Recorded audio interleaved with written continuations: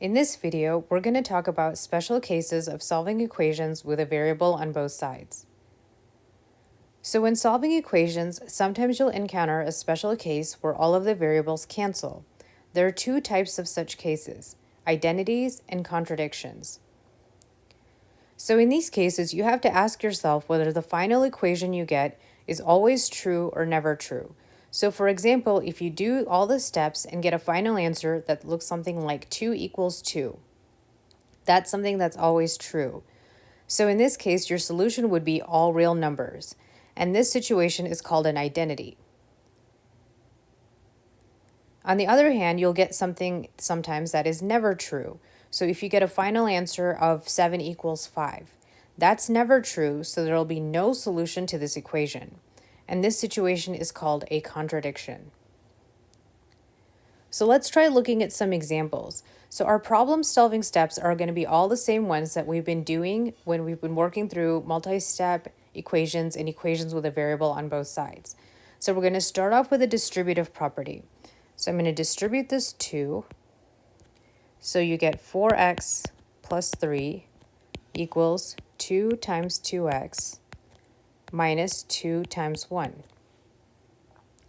So that's going to give you 4x plus 3 equals 2 times 2x is 4x minus 2 times 1, which is 2. So now we need to move all our variables to one side. So I'm going to subtract 4x from both sides. So when I do that, this 4x and 4x will cancel, and I have 3 equals 4x and 4x cancel, so I have 3 equals negative 2. Well, that's something that doesn't make any sense. So what happens here is I will have no solution, because what I'm saying is that it doesn't matter what number I plug in up here for x. No matter what I plug in for x, 3 is never going to equal negative 2. So I have no solution, and this situation is called a contradiction.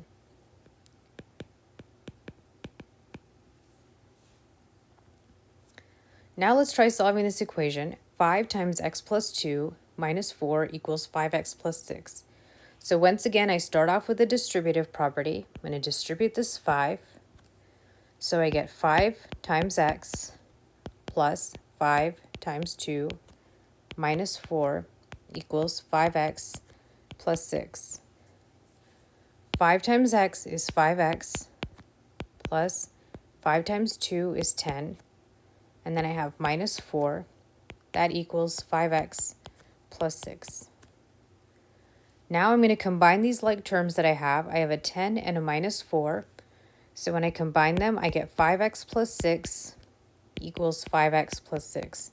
So you can probably already see that we're heading towards an identity here. I'm going to go ahead and move the variables. So I'm going to subtract 5x from both sides. And so on the left side, 5x and 5x will cancel, leaving me with 6. Here on the right, 5x and 5x cancel, giving me 6. So I have 6 equals 6. So when I have this, that means that my solution is all real numbers, because that is something that is always true. So it doesn't matter what number I plug in for x in my original equation, 6 is always going to equal 6. So that is all real numbers as my solution, and this is called an identity.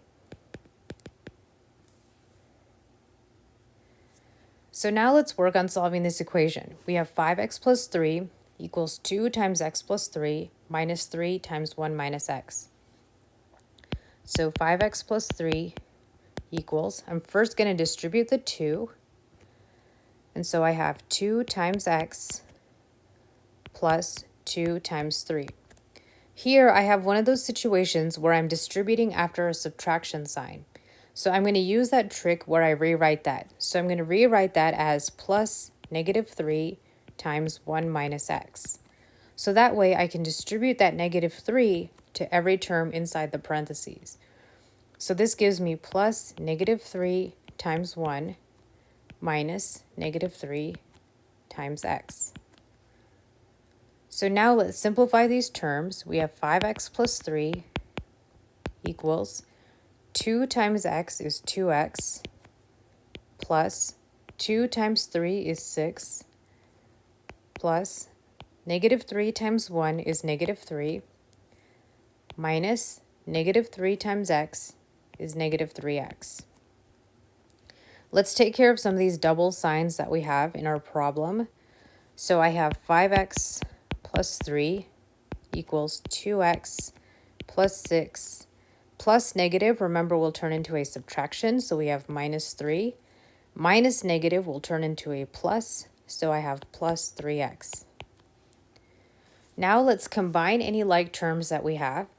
So I'm going to rearrange my right side a little bit so that my like terms are written together. So I have 2x is my first term. If I go through, my other x term is going to be this plus 3x. So I'm going to write those terms together. Now I have this plus 6 right here. So I'm going to write that term. And my other constant term is a minus 3. So I'm going to write those two terms together.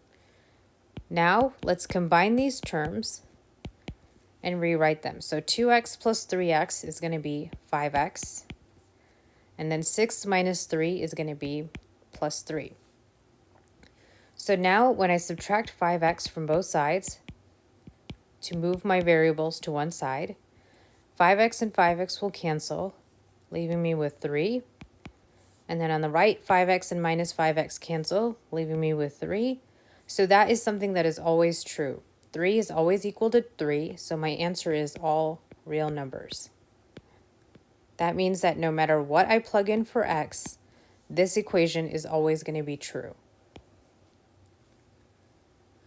So remember, if you solve an equation and all of the variables cancel, you can have one of two outcomes. If the resulting equation is never true, that is called a contradiction, and your equation will have no solution. If the resulting equation is always true, that's called an identity, and your equation will have a solution of all real numbers.